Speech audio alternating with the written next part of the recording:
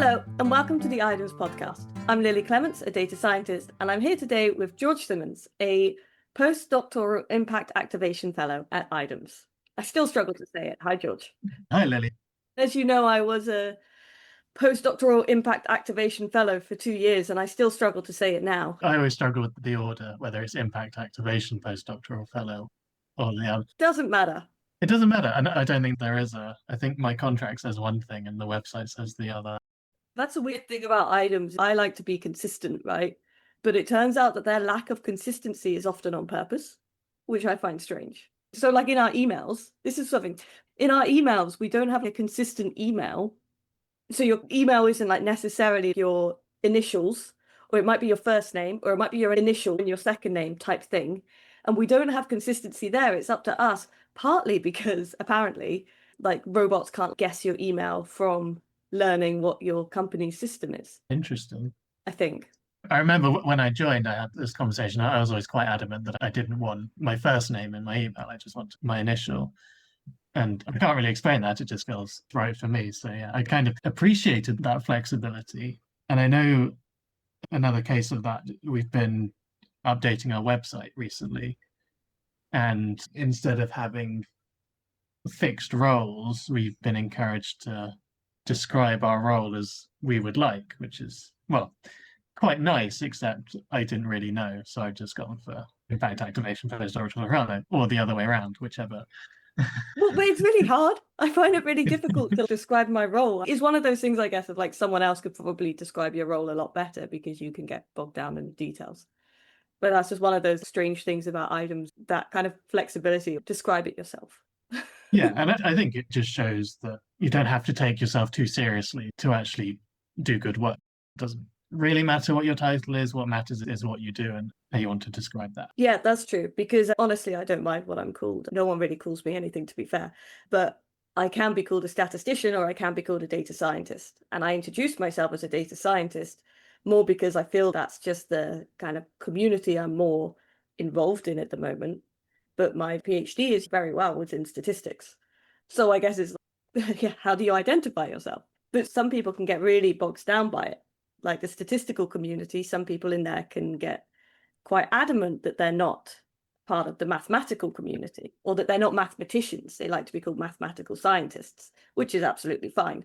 Yeah, I get that. I guess it's nice that we can introduce ourselves how we like. It does create a bit of an issue with your family asking what you do or your friends, and my responses can range from, oh, I help with software development prototyping, to I support biological modeling, to, oh, I do training, make courses, I have MSc students. And yeah, it can be a bit difficult to come up with something which encompasses all of that. In my head, Kate's going to pull out the correct word. In my head, Kate's going through a dictionary and she's going to find that correct word. And when she finds that correct word, I'll be able to tell people and they're going to immediately know what I do. And I'm starting to realize I don't think that's quite the case. Yeah, and impact activation postdoctoral fellow is meant to be fairly descriptive, but you end up still having to explain what that means. And it does depend on the context of who you're talking to, I think. Like coming up with the piece that they can associate with. But just someone making small talk with you and they're like, oh, what do you do? For me, that's currently like the dreaded question. Maybe because I feel like I want to tell them what I do. I want to tell them everything. I want to tell you I'm a data scientist. But that term, you probably have these other ideas of what I do with that. I actually work here and I do this. But people are just often being polite saying, oh yeah, what do you do? Yeah. So I'm just having to bite my tongue. And I'm not surprised that people don't know what an impact activation postdoctoral fellow is. I know that we've done a podcast on it, and I know that this is something that we're working on. Actually, I think multiple podcasts on it, but this is something that kind of is being worked on to get a more broad, an actual kind of definition for what it is.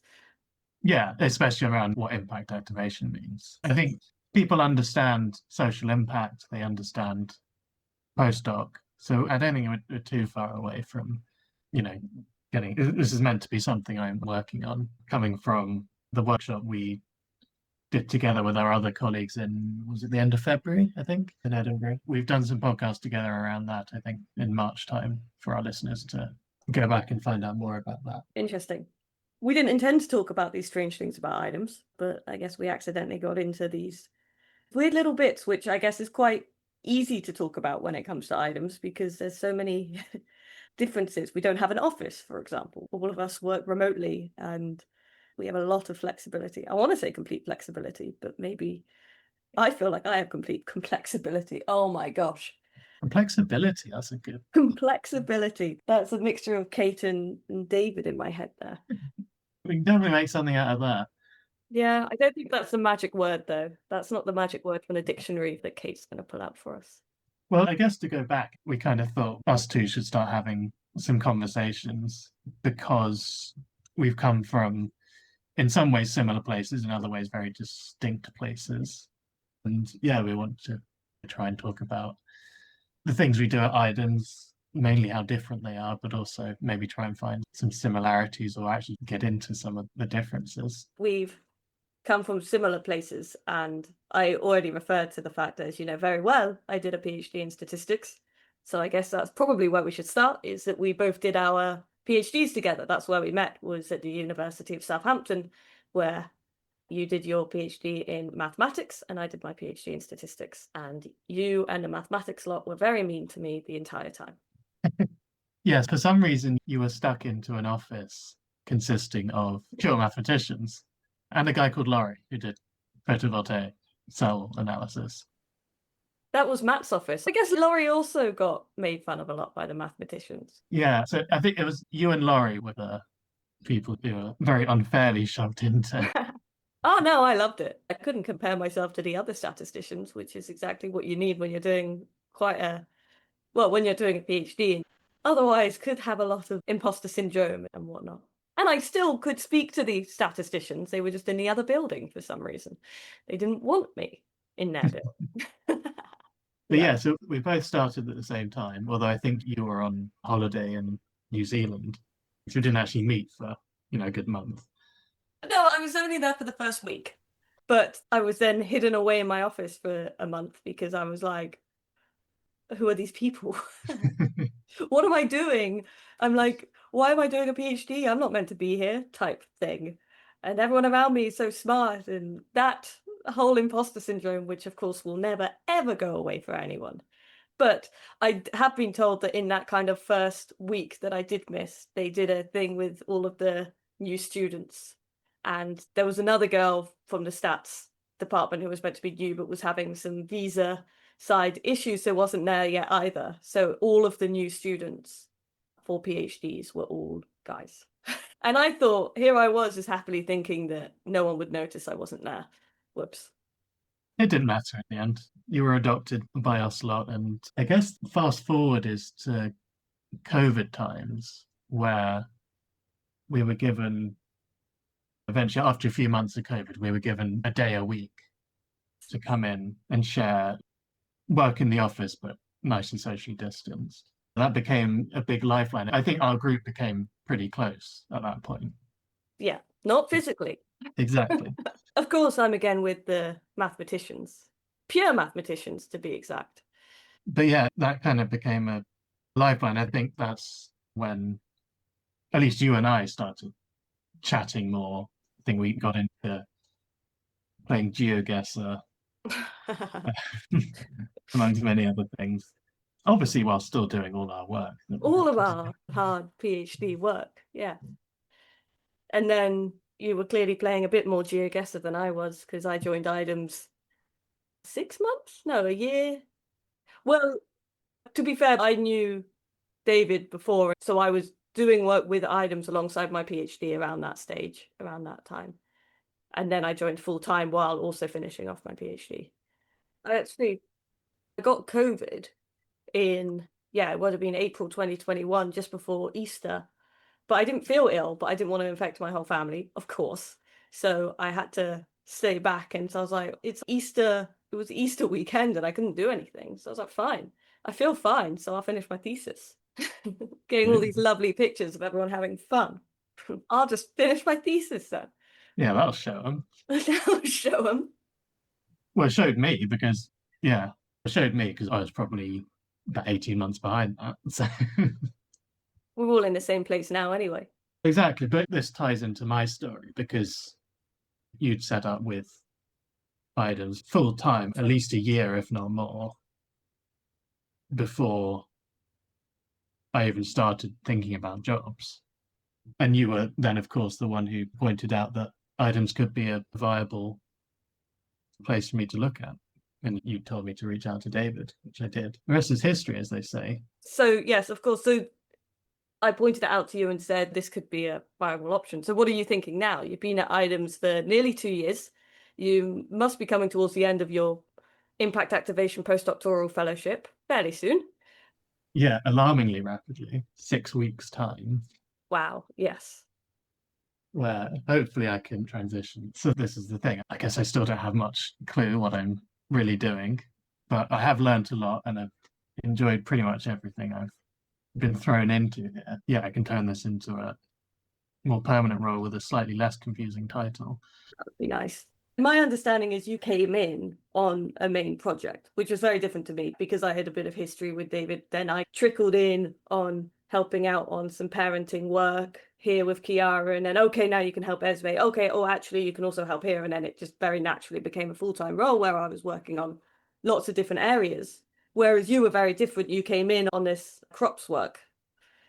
Yeah, I guess my journey's much more close to Kiara and Esme, who were brought in for a specific purpose and in theory on a 60-40 balance, which never quite works out to that. What's the 60-40, sorry?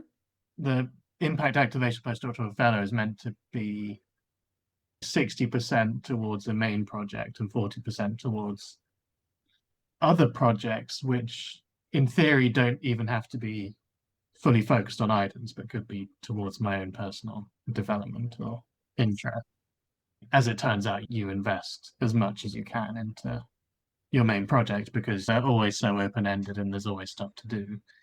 And then pick up other things so some things I picked up because I've been invited into. I did a bit of work with David and James on some climate data courses quite early on. That was really good for me to be thrown into some kind of data science thing.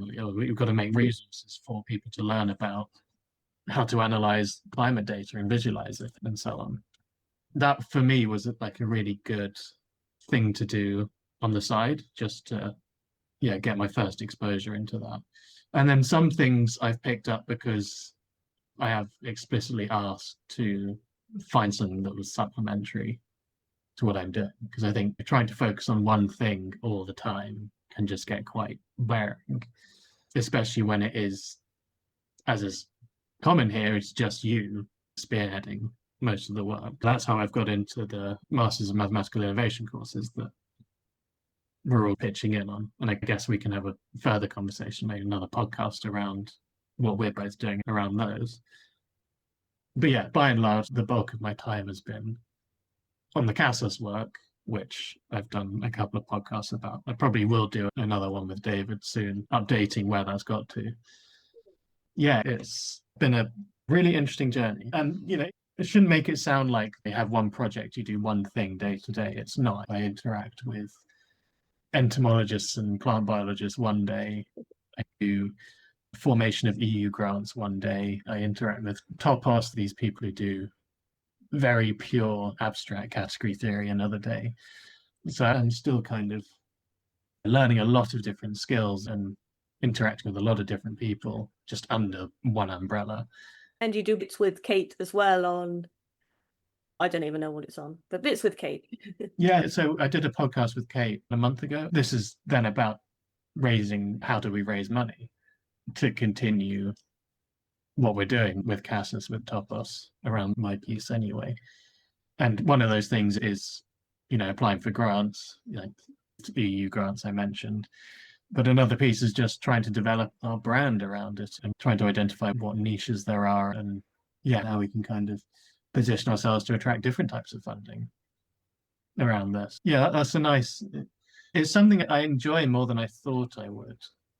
And I guess part of that is Kate actually takes the responsibility for thinking about stuff and kind of guides me to think about things that I can think about. So it is enjoyable in that respect. Yeah, it feels rewarding to be involved in something that, can actually keep your line of work alive. Yeah, so I can imagine that is quite rewarding.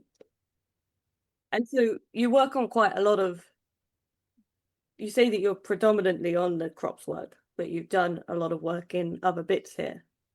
So what are you thinking, I guess, going forward? We say you've got your 6 weeks or so.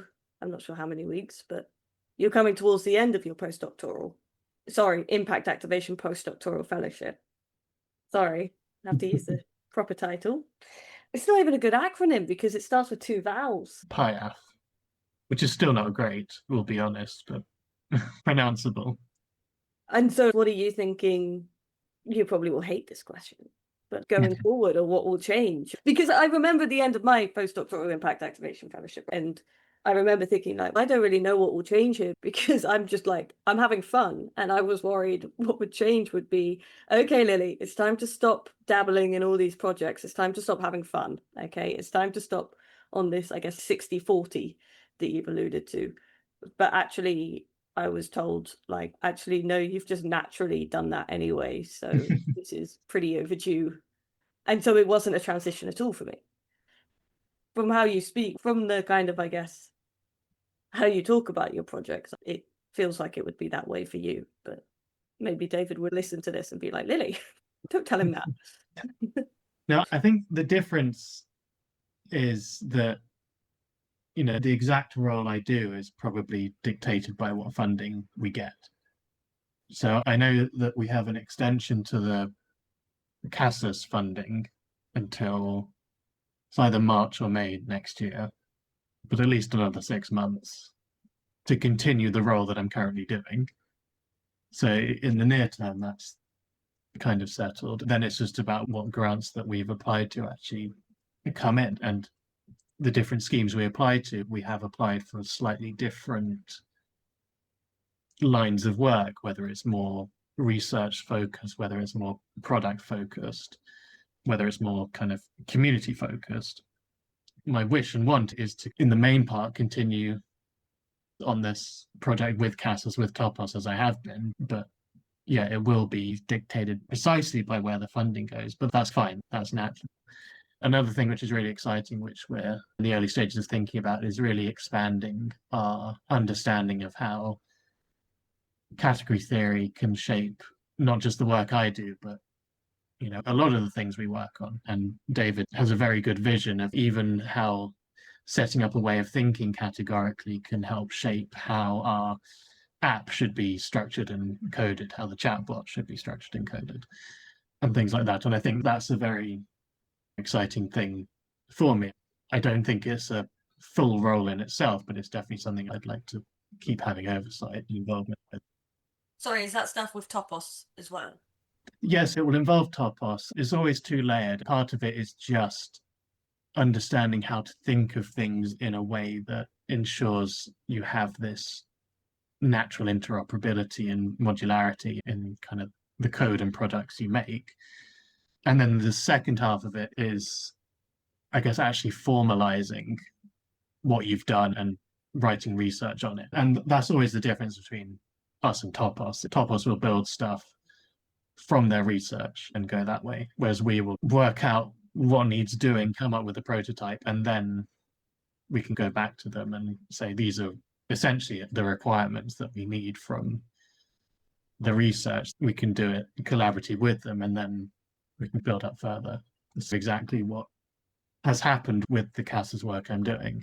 There's a really nice paper we're writing with Topos, which has this story. They produced something, we picked it up, we refined it to our needs as much as we needed to the point where we could say, this is what your research should look like as an end product, and then here's the paper we're writing, and then the paper will say, okay, and then this is going to lead to all these other things. I find that a really exciting way of working, and I like the idea that research, especially around applied maths, I guess, is guided by genuine requirements. In our case, what we require from it. I obviously only understand slightly about category theory. I don't know the ins and outs. We'll brainwash you at some point. There'll be another day at our next team meeting that we will devote to this. Yes, I'm sure. I know Kate started throwing around the word. Kate's into it. Johnny's into it. I remember when Kate first brought it up. Kate must have first mentioned it. Is everyone getting into it? Georg's into it. Oh, I better get into it. I don't want to miss out. You know, something about IDEMS is we should all think exactly the same and go the same way. I think that's the exact opposite of what we should do. Yes, I think so. There is definitely merit to something like a categorization of RNstat or the ideas behind it. Yeah, that's what I see as my interaction with category theory, is trying to take it away from the research language. Obviously, to write research, you need formal language, which can end up being quite difficult to unpick because you need to properly name and define the objects you're working with, and things can get quite confused. And my job is to just digest that to be a bit more understandable, more accessible for our collaborators. That's the point, right? We're trying to help and support and enable our collaborators. Oh, particularly, I guess, if I compare the impact activation postdoctoral fellowship with, say, PhDs, in my opinion, this is a lot more collaborative. Oh, yeah. You're bouncing off colleagues, running workshops, you're designing assessments, you're writing courses, you're bringing these ideas to life through this kind of conversation, teams, this kind of shared purpose.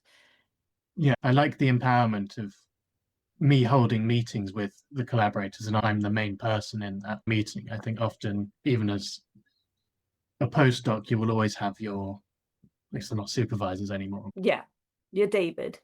Yeah, kind of in charge because they're in charge of the funding and the outputs, and it is ultimately their grant. But yeah, here you're really given that autonomy quite early on, and it creates a lot of stress for people who get stressed, like myself. But yeah, it's very rewarding to have oversight of that. The whole process of the collaboration. And I can always go back to David when something goes wrong.